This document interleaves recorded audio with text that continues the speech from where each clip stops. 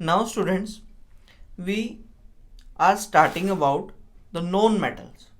अब हम known metals के बारे में स्टडी करेंगे.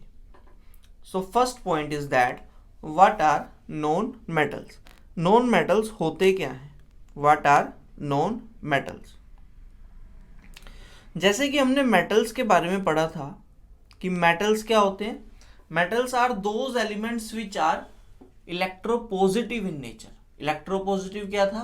It means which can donate electron. तो उसी के बिल्कुल अपोजिट में अगर हम जाएं तो वी हैव अ डेफिनेशन. इसी के मेटल की ही डेफिनेशन के पीछे हमारी नॉन मेटल की डेफिनेशन छिपी है.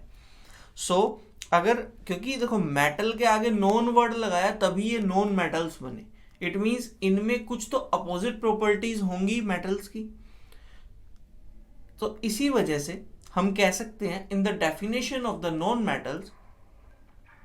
तो non metals are those elements. Non metals हमारे वो एलिमेंट्स हैं which are electronegative in nature. It means non metals are electronegative in nature.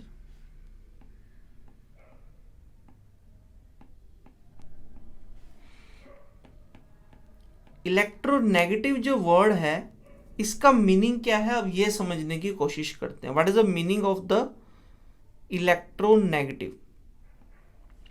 Electronegative word दो चीजों से बना है. First is a electro and second is a negative. मतलब अगर इलेक्ट्रॉन को हमारा कोई भी एलिमेंट जो है अगर वो किसी एक इलेक्ट्रॉन को एक्सेप्ट करता है और उसके ऊपर एक नेगेटिव चार्ज आ जाए, it means if A element accepts an electron और उसके ऊपर एक नेगेटिव चार्ज आ जाए, इट मीन्स वो एनायन में कन्वर्ट हो जाए, देन हम कह सकते हैं कि वो एलिमेंट जो है वो इलेक्ट्रोनेगेटिविटी की प्रॉपर्टी को शो कर रहा है. तो यही हमारे पास नॉन मेटल्स हैं. It means the element which tend to form anions. मतलब anions means negatively charge species. मतलब ऐसे एलिमेंट्स जो क्या बना सकते हैं, टेंड्स टू फॉर्म एनायंस. मतलब for example we have a Cl negative, it is a anion. मतलब negatively charged ion. By gaining the electron, electron को गेन करके, बाय गेनिंग इलेक्ट्रॉन, इलेक्ट्रॉन को गेन करके अगर हमारे पास एलिमेंट जो है वो एनायन में कन्वर्ट हो जाता है, सो दिस प्रोसेस, इसी चीज को हम बोलते हैं कि भाई वो इलेक्ट्रोनेगेटिव है. It is electronegative in nature. और यही हमारी प्रॉपर्टी होती है किसकी, एक नॉन मेटल की. The elements which tends to form anions by gaining the electron are termed as a non metals. उन्हीं को हम नॉन मेटल्स बोलते हैं. And presently we have, there are 22 non metals. लगभग अप्रोक्सीमेटली हमारे पास 22 नॉन मेटल्स प्रेजेंटली अवेलेबल हैं. अगर हम basic uses of the non metals देखते हैं, then we have generally liquid hydrogen is used as a rocket fuel.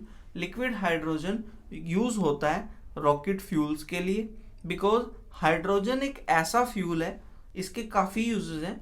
Firstly एक तो एक क्लीन फ्यूल है, और सेकेंडली जो इसकी कैलोरीफिक वैल्यू है, कैलोरीफिक वैल्यू के बारे में आई थिंक आपने अपने ये प्रीवियस क्लासेस में पढ़ा होगा. कैलोरीफिक वैल्यू ये जो टर्म है ये रिलेट करती है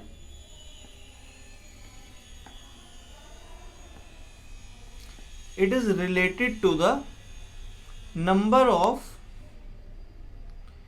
किलो जूल्स ऑफ एनर्जी, कि भाई कितने किलो जूल्स ऑफ एनर्जी आपको मिल रही है पर 1 किलोग्राम.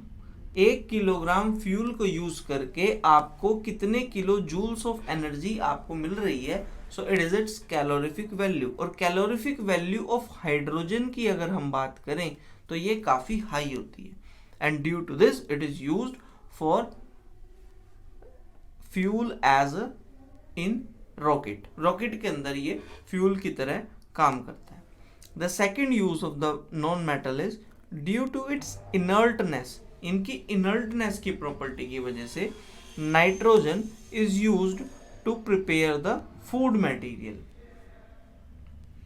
देखिए ये जो हमारा नाइट्रोजन है,